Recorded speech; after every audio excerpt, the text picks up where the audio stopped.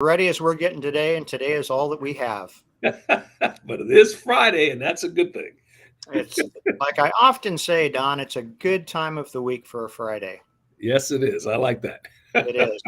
Although Don and I were both commiserating because Don's back hurts as well, and I haven't gotten any better, and I've been laying down all day doing ice and stuff. So it's been Friday for me for a few days. It's going to be It's going to be Sunday all weekend for me Yeah. until I go see my new chiropractor on Monday, who I have great hopes for. But that doesn't change the fact that the world is melting around us. It seems like, at least here in the United States. Well, heck, anywhere in Western culture, it seems to be melting down.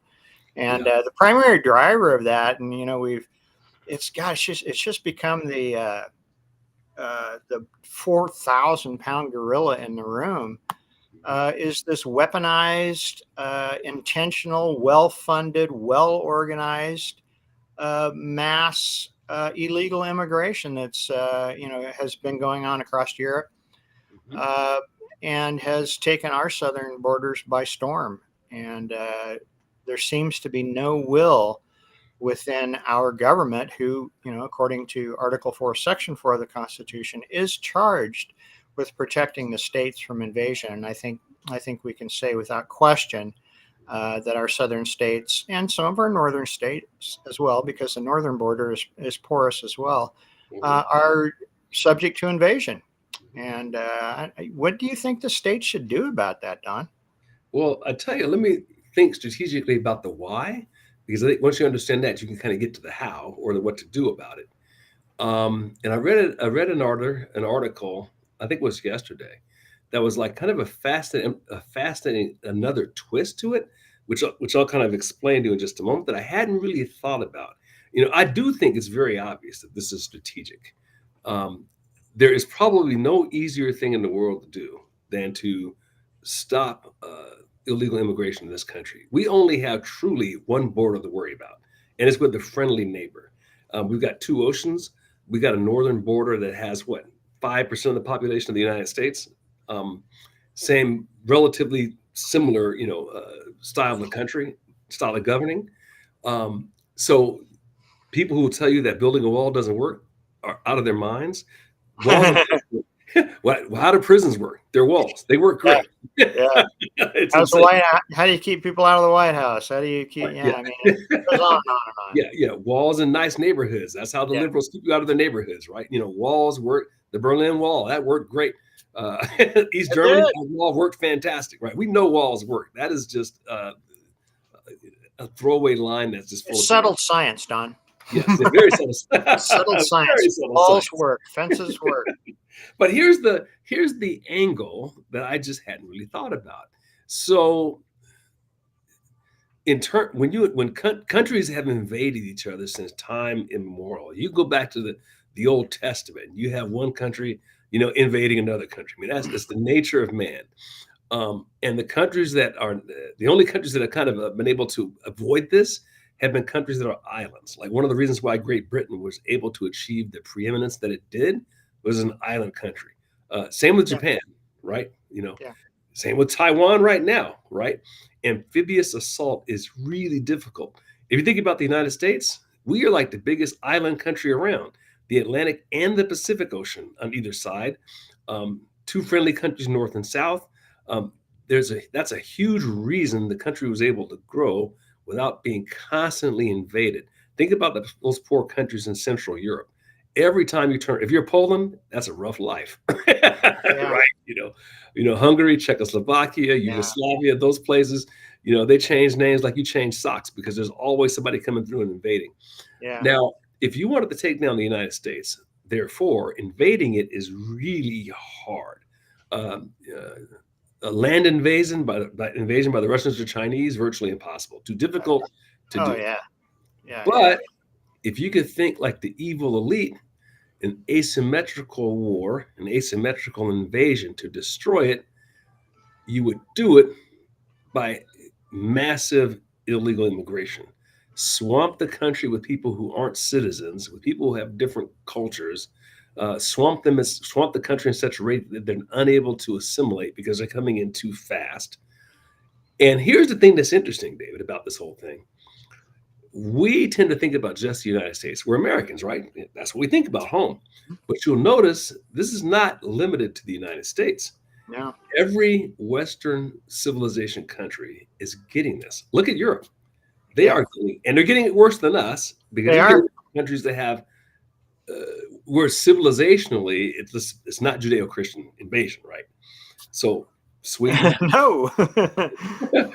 those countries are just getting, and those countries have the same thing going on where the regular citizen is in 100% disagreement with the governing elite in their country. So we're not alone here, which makes me think that I just more and more think it's strategic and it's global. It So I'll is. stop there, and your thoughts and Well, yeah. It can't be anything but. It's too well organized. It's too, as you noted, too specifically targeted to Western nations. Particularly Western nations, particularly in Europe. We see that. I mean, the French. We don't have French migrants, illegal aliens, invading Sweden. Mhm. They're not, they're not. They're coming from Ethiopia. They're coming from Algeria. They're coming from different cultures, different religions, different value systems, and they are coming in. In droves. I mean, it's in some of the countries, and I think it was Sweden that I saw last. The non-native population, and maybe it's not Sweden. I'm trying to think of what I last saw. But in many of these European countries, the non-native population is now about half of the population.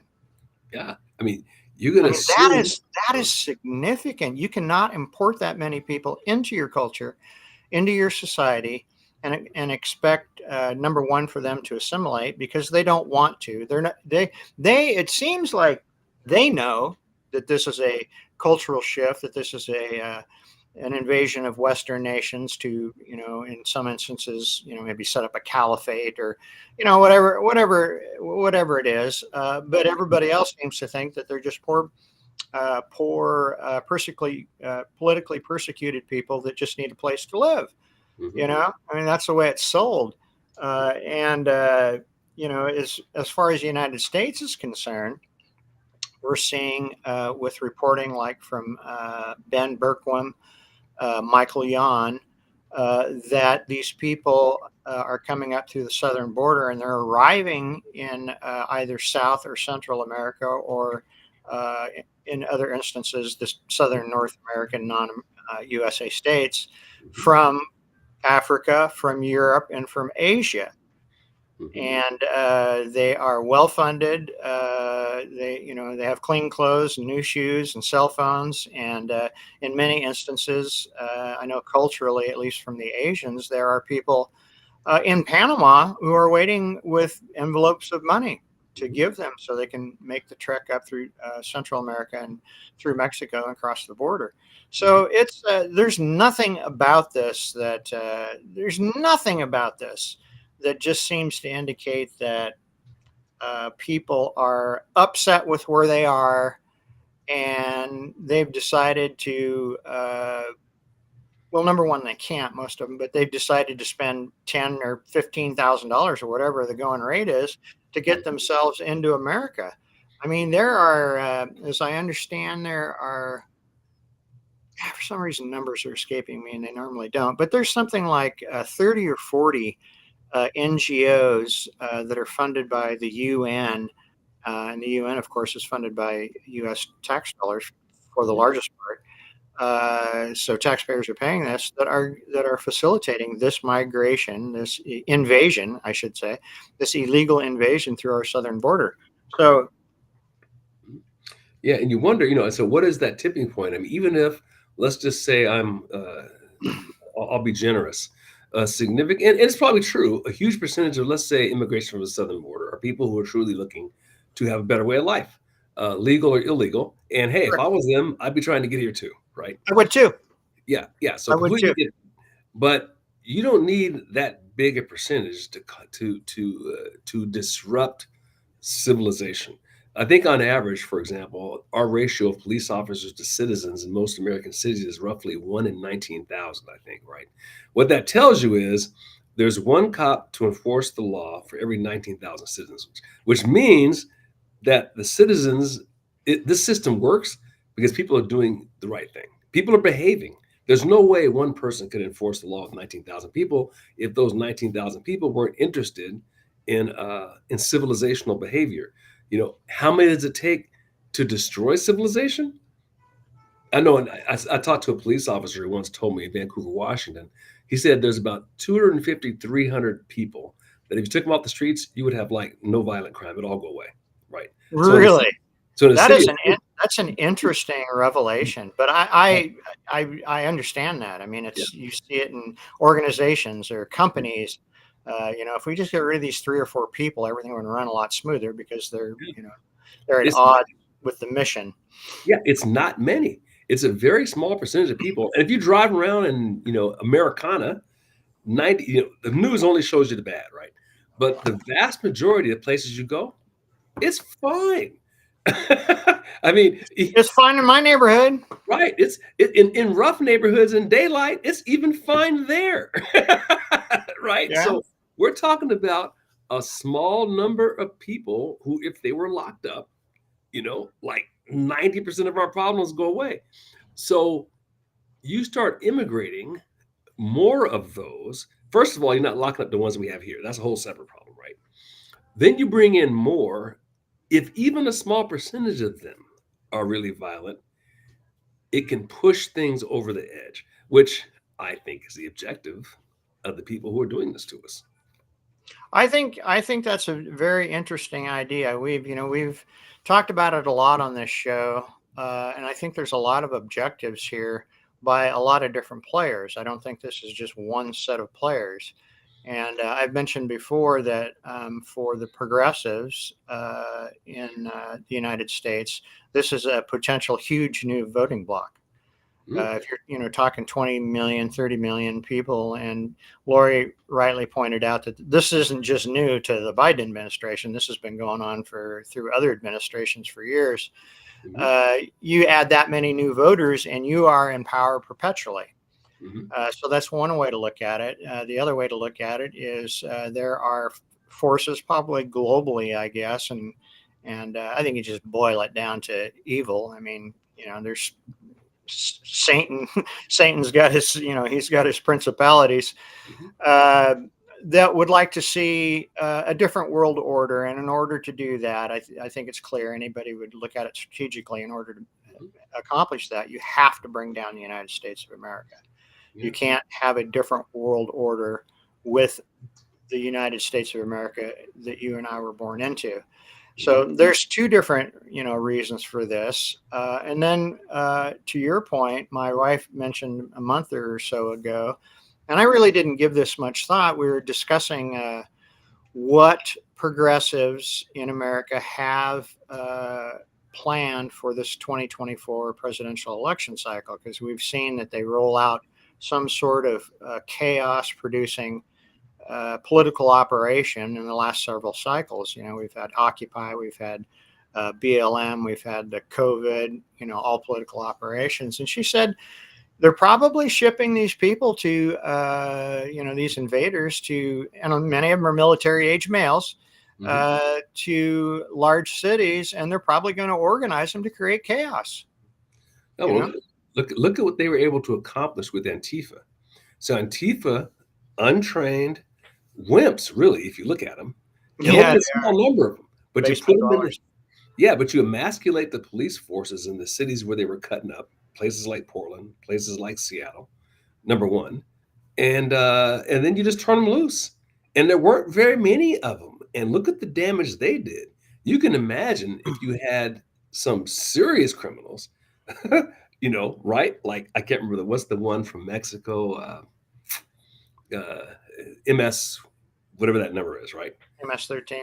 MS-13. Now those are real criminals. I mean, They are. Antifa's nothing burgers. So what if you turn loose those guys?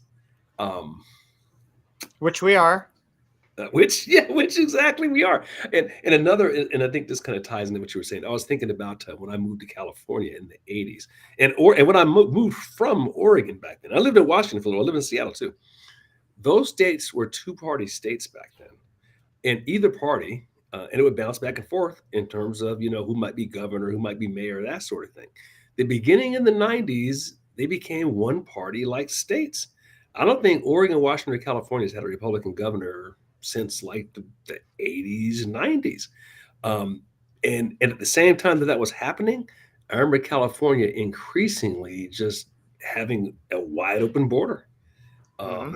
And that's precisely, they put that strategy in place in the state. What they want to do is roll out California nationwide. Yeah, I think you're right, and they're doing that. They're doing it now. I mean, they're doing it every Mhm. day. The numbers are staggering. Mhm. Michael Yon told me months ago. He said, pretty soon you'll be seeing some official numbers will start being released of 10,000 people a day crossing that they know about. 10,000 contacts, 10,000 apprehended, or 10,000 known gotaways. He said there are some people who are just never detected at all. They're not. There's no contact with them. They're not apprehended, and nobody watches them run off into the desert. And here we are at 10,000 a day. That's 300,000 people a month. I mean, they don't do this Monday through Friday. 300,000 people a month. That's what, 3.6 million a year? Yeah, that's what the population of what Oregon every year, Yeah. Yes. something like that. Yeah. Yeah. Yeah. And So, so, and you ship them, you ship them to, of course, they're coming into, somewhat red states, mhm, Texas, Arizona. I don't know. It's kind of purpled out, but, mhm, and not California at all, but, they're sending them all over. And I think, it's just it's the Cloward and Piven, part of a Cloward and Piven strategy, mhm. to just crash our system because, I mean, let's face it, 300,000 people that we have to somehow take care of. You know, we're a decent and moral people. It's not like, unless they're killed, unless they have MS-13 tattooed on their forehead. We're going to take care of them. We're not going to let them starve to death or freeze to No. death, or so it's a huge burden on our society and a huge influence. You Mhm. can't import different cultures and concentrate them within another culture and not have the culture change. Yeah. Now, here's where I think they're in their hubris. This is where the radical left maybe shoot themselves in the foot and may actually be helping our side eventually. As gruesome as this is, they've decided that everyone is going to be defined by some color of their skin, gender affiliation, whatever it is, right? They've sliced and diced, even whether you're fat or skinny, right? I mean, they have it at such Yeah, and yeah, no kidding. you tell them that the pie is only so big, right? So now they all Yes, got to fight over that yes, piece of pie. Well, yes, yeah. eventually The they're hinge going pin to set. philosophy of Marxism. Yep, that's it. That's it. Well, eventually they're going to set upon themselves over that piece of pie, and we see that starting to happen. So you look at you look at New York City. So now you bust in all of these people from outside of the country. Who are they getting the resources from? Well, they're getting the resources from that would have gone to poor minorities, for example, in New York City, are now going to people who are from outside the country. They're not happy about that, and as a result, the party in power, that they're not getting that vote this go round. So that's that's going to be a tough coalition for them to hold. So that's an interesting byproduct of what you see happening now. It is, and I seriously hope, because as long as was in politics, I'm not sure I really am anymore. Mhm. People still try to drag me into it, but as long as I was in politics, it's always our hope that the voter makes the connection or the correlation between policy and its outcomes and those who they vote for. And at least in Oregon, that is rarely the case. Mhm. And I just wonder if there's a tipping point there where people just say, "Well, that's just too much." And I think, I mean, there are some tipping points. We know that. The biggest motivator is hunger. The second is fear. Uh, and hopefully, if people are afraid to walk down their Democrat uh, controlled streets, that they might go, hey, maybe I need to vote for somebody different. And I sure hope so. I wish it weren't so, but here's my rough. I don't have any formal studies to base. This is life experience, right? But I think 30% of the population engages their brain. That's the percentage of the population that, for example, would immediately correlate less police with more crime. They would know that, right? They Um, would. yeah, so they're not going to vote for that because their thinking tells them that won't work. The other 70% runs on emotion, right? Yes. And Yes. so they won't see that train come down the track until it hits them squarely in the face. Right. And that's what we're seeing now. Now you In have the their driveway or their front yard or walking to their favorite restaurant. That's when they change. Yep. Yeah. So when your wife gets carjacked, when your daughter gets raped because somebody of the wrong gender's in the locker room, when your daughter gets spiked in the head with a volleyball, by an 18-year-old grown man playing like high school volleyball, um, when that happens to them, Yeah. then they change their voting, and it's unfortunate that things have to get that ugly before they will. But I think that's the point where we are. I think you're right. And I've looked at and studied the collapse of societies. The most recent ones I could find. Those are, I think the most recent ones are in. Well, there's probably some on the continent of Africa, some African nations, but in Western society in Eastern Europe is where we see the most recent collapse of society. And and when it happens pretty fast. Hmm. And people change. Hmm. People change immediately because everything is turned upside down. And I'm not sure where we are in that point here in America. I mean, most of us, you most likely, me for sure, only because I'm me and I know where I live. You you probably feel fine, right? I mean, Yeah. I do carry a gun, Hmm. but that's just in case somebody else with a gun has to, Hmm. wants to do something bad, and we're of course armed at our house, and we take precautions, and we have dogs. And but I feel safe out walking around doing stuff day, night, whatever the hell it is. Yeah.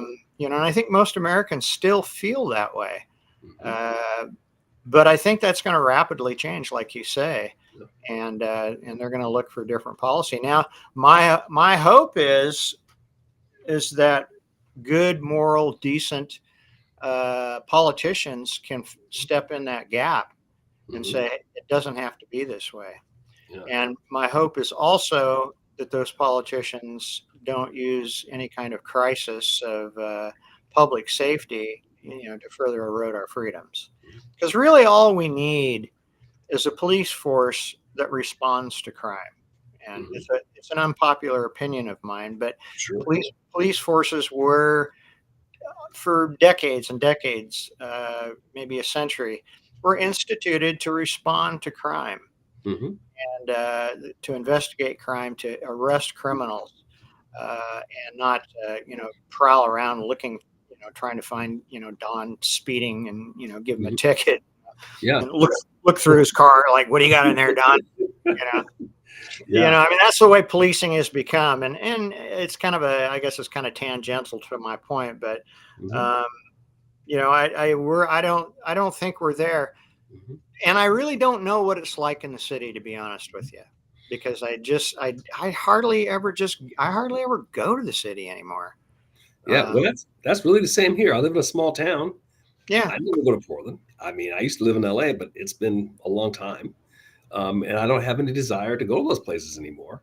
yeah, Um, I can tell you, here was an interesting article I saw, and it was about Florida. I can't remember what city it was in Florida, but their chief had made the decision that we're going to pursue criminals. Now, a lot of cities have decided that if they flee, especially in an automobile or motorcycle, because it might be too dangerous for the public, is the excuse they use. They won't chase them. Well, this city in Florida made the yeah, decision, no, we're not doing that. If you flee, we're going to, and they've work their techniques out, and they've got all kinds of training, I'm sure. They said basically that person's going to make it about a mile, and then we're going to crash them. But we're going to get Right. it. Think about the signal that sends. If criminals are smart, if they know that you're going to give up, then they're going to go faster. Yeah. And that's precisely what happens. So It's the way it is in my county. My county, they have, and I've watched it and I've listened to it on the scanner. People fleeing my little town. There's nothing between my little town and Grants Pass, which is about 40 minutes away. There's, nothing. And they know that if they get up to 80, 90 miles an hour, 100 miles an hour, the police will stop. And I've seen it and I've heard it on the scanner, and they just stop. Now, they're probably waiting for them at the other end or something. But man, I remember when I lived in Hubbard, which is a real small town. At this particular time, it was a really small town. It was less than 1,000 when I was probably late teens or something. It's small now. Yeah, it was about 750 now. I think about my late teens, but I'm in my bedroom and I live right a couple hundred feet from the highway, and I hear this bang bang, and I look out the window, and there's a car going by with shooting behind it. And as soon as a car goes by, there's 1, 2, 3, 4, 5, 6, 7, 8, 9, 10, 11, 12, 13, 14, 15, 16 police cars, and they didn't stop just because they were getting shot at. They got the guy about 2 miles down the road. Yeah. But we've stopped doing those kinds of things along with this. This is one more indicator. It is one more. Yeah. I mean, we don't enforce when we do catch them and all of that. But we have a whole slew of problems, and we're talking about what to do with the homeless people and the drug addicts, and the problem is we don't enforce the laws. Right? Yeah, it's the solution's really simple. What it turns out is we don't need any new laws. We need to enforce the ones we have, which takes, well, let's face it, the willingness to not be liked by the popular media. And notice I said by the popular media, because the general population will love you. But these people want to be popular with the elite. And that's what our politicians are. And that's why so many of them, they'll get elected saying they're going to do these things, and they don't do them because they want to be popular. It's hard to be unpopular and not be liked. But that's the whole everything that has precipitated the rot of our society has permeated all of the agencies, permeated all of the policy, and it's just so different. I mean, when I was a kid in Hubbard, I could walk down the street with a shotgun in my hand. And the police chief, because I think he was the only one, cop would come by and he goes, what are you hunting? I said, well, I'm going to go out and hunt pheasant. He goes, okay. And then he'd see me walking back, and I'd walk all the way through town, go out into a field. And he'd see me on my bag. He said, did you get anything? now there'd be a SWAT team if I walked yeah, exactly, with a gun in my hand, right? And you probably go to jail for killing pheasant. I probably would, yeah. And then when I was a kid, and you got in trouble, there were swift consequences. It was not like, oh, hey, we're going to be, sensitive to your situation here. It's like, you're in trouble. Yeah. Well, at bottom, what we have is an educational system that's rotted out morality. Yeah, totally. That's what's happened. It feels like this happened suddenly, but really, it's been a gradual process over the last 40 years of just corrupting the family, corrupting children, so they grow up and then they're unable to think. You see these people get in front of a TV, a grown man looking at a camera straight in the eye and telling you he's a woman and arguing about it. That is a mental disorder that has been generated over the last 30 years of his life and supported. I mean, we never heard of this stuff until this few years. This is not, it's like a new disease that came out of nowhere, which tells you this is a social disease is basically what it is. It is. That's what we're I think it was Breitbart. I don't know if he coined the phrase, but he said that culture is downstream of media, and Hmm. policy is downstream of culture. Hmm. So, and culture at one point in time sprung from the family, and by and large sprung from the church, Hmm. and by and large sprung from a family oriented, most cases probably church attending school. Hmm. So we had a different culture, and then mass media, the television, came along and just replaced all that. And we no longer have a society, no longer turning out generations who have a worldview that is shaped by their parents, shaped by their church, shaped by good and decent people. And it's just like anything goes. And I don't see how it changes. Well, And it it's can't be, yeah, it it can't just be changed. speeds up. Yeah, in the short term, it can't be changed. Now, there's positive signs. One could argue whether it's too late or not, but there are positive signs like public school attendance is dropping massively. That's a great sign. People have seen the damage that does to their kids, both from an educational perspective, but more importantly, from a morality perspective. So that's a positive thing. More and more people are taking their kids out of it and either private schooling or homeschooling. That's a That huge. is a very positive sign, and we've covered that on the show. In the COVID years, it was huge. It was like 40%. Yeah, yeah. When they polled parents, it was like 40% said, once school opens back up again, I'm not sending them there because Mhm. I saw what the hell was going on inside that school on the Zoom screen. Yeah, Uh, yeah, and we're just not having that. yeah. And And I guess that right there is a sign that parents, even young parents, and these would be young parents, they would be millennials, mhm, uh, have kids in school, or Gen Xers, have a good, decent, moral, sensible mhm. foundation about them, Sure. and don't want their kids, growing up to be terrible human beings Yeah. And that increase won't that won't get prosecuted even when they commit the crime. and increasingly, I'm sure you've seen these videos that are floating around. I kind of watch these YouTubes that young people watch, and I have kids in that age group now. Have you heard the term trad wives? No. Oh, Mhm. trad wife. Trad, Yeah. trad Yeah. wives. Traditional wife. Yeah, so I was asking my kids, what in the world is that? Because I knew nothing. And it's like, yeah, so there's this new trend now for that women are coming along and saying, yeah, I don't want to do the career thing. I want to be a traditional wife and Yeah. raise great kids and blah. And the And be left a is woman. and be a Actually, woman, biologically a and woman. be a biological woman. Yeah. And the radical left is losing its mind. Because what's happening is more and more young people are looking at the boomer generation. I'm talking in general, not everybody, obviously, and saying, I saw what my parents did. I don't want that. You know, Yeah. that doesn't end well. That's how you wind up being 65 or 70 and alone with your cats. Uh, and there's a whole plethora of stuff out there about this. Yeah. And again, I have kids in that age range, and they talk and they tell me what's going on. And there's like a huge trend away from that stuff. These are positive things. Now, Those are good. it took us 30 or 40 years to get in this hole we're in, and it's going to take 30 or 40 years to get out the other side. Oh, But yeah, usually. yeah, so these things are positive developments. Yeah, in the near term, we got to take care of things like immigration and all that kind of stuff. But the longer term, most important piece is what we're talking about here. Because if we don't fix this, it doesn't matter what happens with immigration, all that stuff. They're, t- Yeah. Oh, I agree.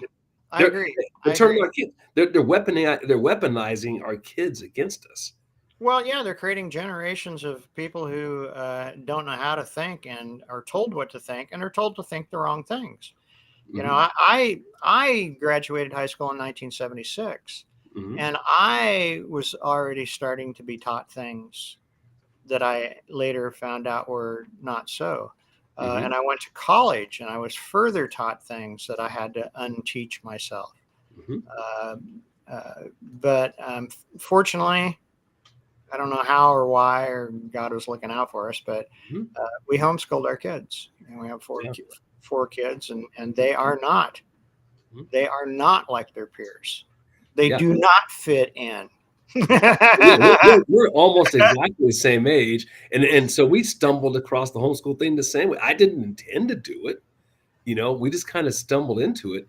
And I remember observing the same thing. Like when I got to college, hard to believe, University of Oregon was still, well, it was a relatively conservative campus. I can only think of one or two classes where it was an overt leftist teaching it, and they weren't pushing this stuff down your throat either. You just kind of knew they were. It was a lot more subtle. It It was a was lot more subtle. subtle. Yeah. But I remember taking, it was the first, you're going to laugh when I say this. There was a class for one credit. It was called Women's Studies, right? And I thought, I don't know anything about women. I'll take women's studies. Oh, there you go. So I took home ec in high school. So yes, me too, right? Yeah.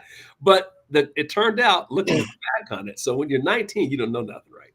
Looking back on it through the lenses of a grown person, I could see that was the beginning of the far left stuff. yeah.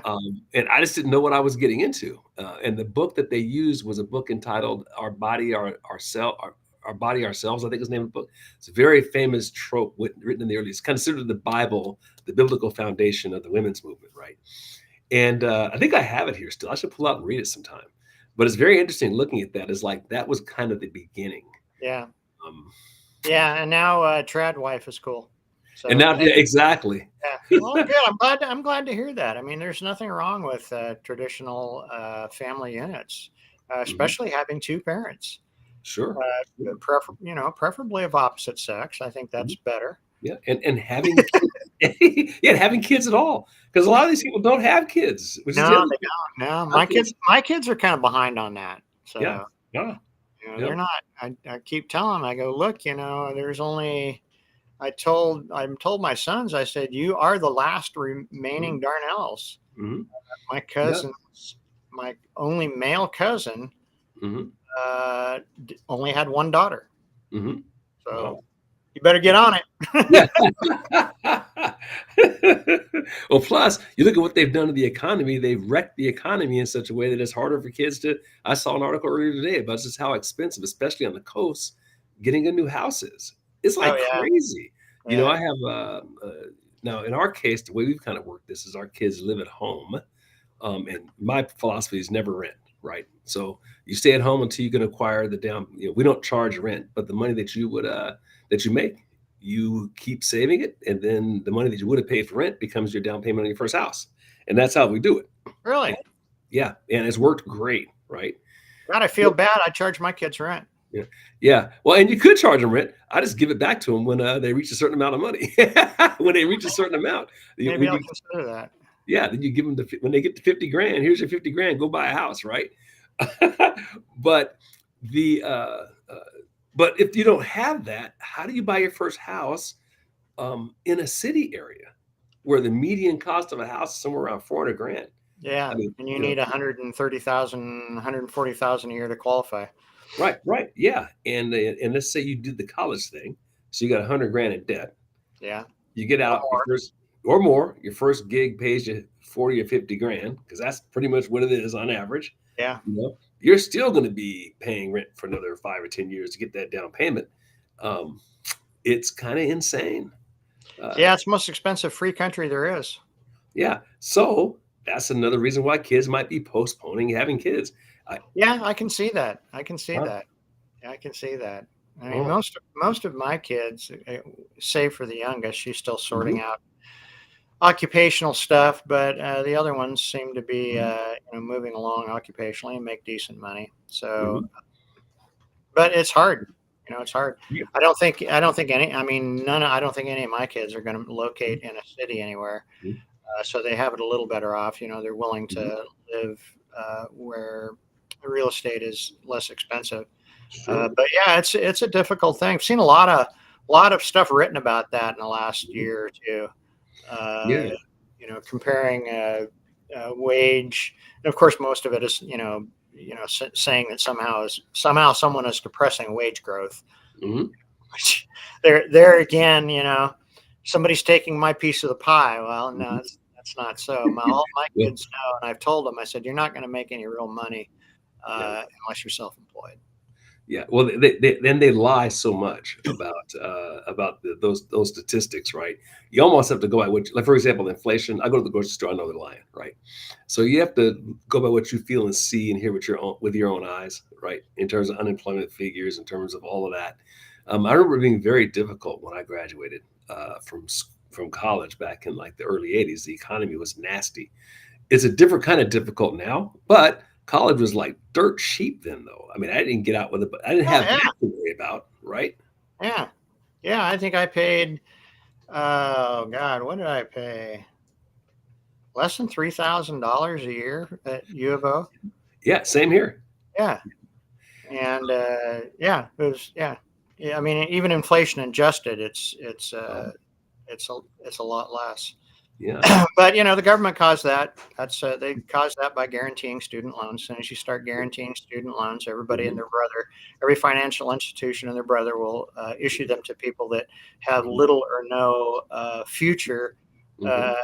uh, and or propensity to pay it back. And there you have it. Yeah, and here's another positive sign. Speaking of that, I saw another stat where colleges are seeing declining enrollments, which I think is a positive thing. There's less I people that agree. can create, less I people that agree. can make Marxists, and less people walking around with 200 grand in student debt. Um, Yeah, I agree. And my at least a few of my kids agree too. yeah. My oldest son, he said, "Yeah, that's just pointless." Mhm. And hell, Elon Musk said it. He said, "What do you need to go to college for? You got YouTube, you got the Right. internet, Yeah.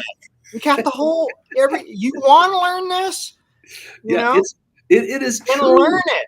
Yeah. I mean, gosh, when They're I not going had to make kids, you learn it at college." yeah, yeah. I assumed that I would do the whole college thing with my kids, and the closer we got to it, the more I realized it's useless and stupid.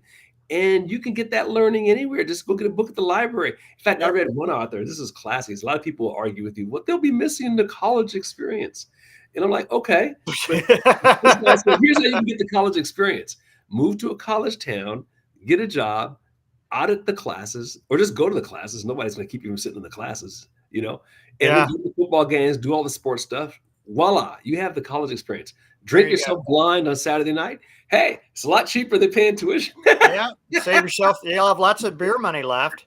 Yeah, exactly. The guy had a Hell, point. you'll be a popular person on campus. You'll be Yeah, buying. yeah, exactly. But he had a point. I mean, yeah, it was. We can't recreate that time in the '70s when we went to college. I know for me, it was awesome. It was an awesome experience. But it's not 1978 anymore. That's not here anymore. Those colleges that just teach like that, because I had phenomenal classes, phenomenal professors, they don't do that anymore. So to Yeah, most of what people, I yeah, most of the I went to Western Oregon mhm, University for my freshman year, yeah, and then went to Eugene after that. But most of the classes that I had, with the exception of sociology, which I think is mhm. just a Marxist thing, that somebody developed this field of study, sociology. Really, It's just but, junk. I mean, they were focused on the subject at hand, and there was very little extraneous Mhm, spin or add other stuff added in there. mhm. I'm guessing it's not like that anymore. I Yeah, would probably be appalled if I sat in or audited class, but I was a music major. We learned music. yeah. And we didn't. The only trans stuff we did was transpose. Well, well, from everything I reflect back on it, it was really good.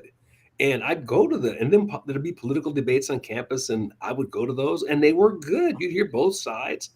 Um, it wasn't, nobody got hated your guts because you had a certain Right, position. I, right. I Picketed. have yeah, I have virtually no complaints about it, but I know that doesn't exist anymore. Not only that, the students that are in college get there stupider because of their high school and grade school stuff is like terrible. You see these men on the streets where they're at prestigious colleges and they can't answer questions like how many stripes are on the flag, or What is a woman? what is a woman? What year was the United States founded? When was the Declaration of Independence? I mean, they can't answer. They can't. I saw one where it was how many sides to a square. Didn't know the answer, right? I mean, it is what's the capital of the United States, right? These are college students. Um, Yeah, yeah. so they're not teaching anything anymore. No, they're not. And I've hired some of them. Yeah. You know, hired a guy who had a degree he was from Florida in environmental science. You would think you'd know something. It's You science. think you know something. Mhm. So we had a couple discussions about, the stuff that he learned in environmental science, that the Mhm. Earth has been continuously warming since we started Mhm. burning hydrocarbons. I said, what about the 12-year pause? Mhm. And he goes, what do you mean? I said, look it up on the internet. It's a 12-year pause. Mhm. Temperature stopped rising. And I remember, and I was talking to some other people. I remember looking over him on the couch, and he was staring at his phone like, they never told me this in school. Yeah, it's breathtaking. I remember as we homeschooled, we did all this stuff. But so when I was in grade school, I'm sure you said the same thing. We were reading things in grade schools. You were reading Mark Twain, right? You were reading Edgar Allan Poe. We're reading advanced stuff. We're reading Animal Farm, George Orwell. We were going through all of that stuff. Plus, on Sundays, of course, you got the Book of Genesis, and you got all that. That's complicated, high level stuff. These kids don't get any of that. No, they don't. We did Greek mythology. We did all of that stuff. Yeah. They don't know any of it. Is so shocking. Periodically, they'll bring some of their friends over. And what's the story with Scrooge? It's a Christmas Carol, I think. It's right. And everybody's heard of Scrooge, but they think it comes from the Disney cartoon character Scrooge McDuck. I'm not kidding. I've heard them actually. I heard it with my own ears. It's not a knock on the kids per se. It's a knock on the education they've been given. They've never read the story. In fact, if you ask most of them, when was the last time they read a book? It was probably like Dr. Seuss or something. Well, most of them don't read. They don't read. They weren't even taught. No. And we never taught how English words are formed and what their Greek and Latin roots and none of that stuff. I mean, my kids memorized the Declaration of Independence. Yeah. Remember we used to memorize that stuff. Yeah. My wife knew the what was the one? It was one of Lincoln's famous, the one at Gettysburg. Gettysburg Address. Yeah, so we did that too. Yeah, her class had memorized that. We memorized the preamble, I think it was, right? And the opening lines to the Declaration of Independence, which I still know. And they don't know any of that. I think it was the 4th of July at our church. We sang at the end, "My Country 'Tis of Thee." Remember that? Mm-hmm. And I remember every day at grade school, we opened with that. And I hadn't heard it in years. And it was so heartwarming. It's like, wow. And as an adult, you think about the actual meaning of the words. I hadn't thought about the meaning of the words. You just sang it. But as an adult, you look back on that and you think that is like an amazing song. And what binds us together at the end of the day, if we're a country, probably the only country or one of the few in the history of the world that was founded on an idea. We're not all Japanese, right? We're not all the same race, color, creed. It's an idea. And if we don't know the idea, then what's going to hold us together? And that's what the left is trying. At the end of the day, man, that's what they're trying to destroy. Well, they are, and you're right. The Great American Experiment was put very simply, and it was a revolutionary idea. And of course, a revolutionary war was fought to institute this idea or this experiment. Can man govern himself? Mm-hmm. And for the first couple hundred years, I think it proved to be a dang good idea. And it's still the best country on the face of the earth.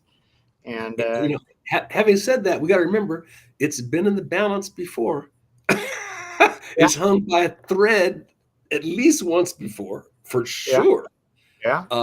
And when it was started, it was a small percentage of people who did it.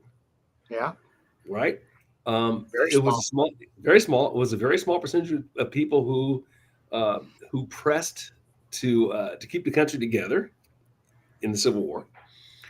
And here we are again with a small percentage of people who are probably going to help it get over the hump once again. Yeah, I think you're right. I think you're right. It's not going to be unless we get to the point where society collapses and Mhm. people are hungry and scared. Hungry and scared. Those are the two things that will cause fighting in the streets and revolutions and Mhm. civil wars or wars against others. And Mhm. I think it'll be a reasonably small group of people who say, look, let's either get back to where we were or let's get back to some place that's like where we were, so we can be a great nation again. To Mhm. coin the phrase, make America great again. Uh, America has always been a great nation, regardless of its naysayers, and I think it's I think it's very encouraging if today's parents who are bringing up the next generation are up toward different educational uh, modalities, which will give us a different outcome. Really, education is the thing that will determine the future of the United States of America. Sure. If we keep sending our kids to public school, America will be over. It will be over. Well, There won't be enough of a small percentage of us to overcome it. And I think people are starting to look at that. And I think anybody who's making a different educational choice for their for their children, regardless of the sacrifice, and taking into consideration the sacrifice, are doing the greatest service to America sure. because Well, yeah. it starts at that next generation. If they don't know the preamble, Mhm. if they don't know why the country was formed, if they don't know what the great American experiment was all about, if they Mhm. don't know what America was Mhm. intended to be, what it should be, and what it Mhm. can be, there's just no way for them to get there.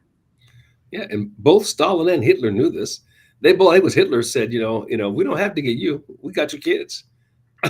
Yeah, We got them. yeah, We may not be able to get you. But we got your kids, right? yeah, yeah. We'll indoctrinate them, and we'll get what we want. And that's we've seen this play out. While we're focused on doing what we thought was the right thing, to my mind, overly focused on providing material accomplishments, providing material comfort for our kids and a great life, we didn't Right. realize that there was something much more important than material stuff, and that's the spiritual, educational, cultural piece that goes along with it. How many people have you seen who have a fortune in terms of material wealth, and they're committing suicide, and their life is an absolute hellhole, right? So we Yeah. got the cart before the horse, and we need to go back to the basics. And I think a core group of people are doing that. And if anything's going to save us, it's going to be that. It's going to be that. Yeah. Well, amen, Don. I think you summed it up quite nicely there, and I think that's probably a good way to end our show. So there is hope, everybody, and thank you for that, Don. Sometimes I kind of lose sight. I think, oh man, what's going to happen? Everything's just going to go to crap, and it's going to be my kids are going to have to deal with this, and because I'll be long dead, most likely. Yeah. I think, well, they know how to think, so Mhm. as long as we have another generation that is willing to, take a real look at what's going on, I think we'll be okay. Yeah. Fight the fight, just like our predecessors did. Yeah. Well, everybody, thanks for joining us. Have a great weekend. And as Don says, fight the fight.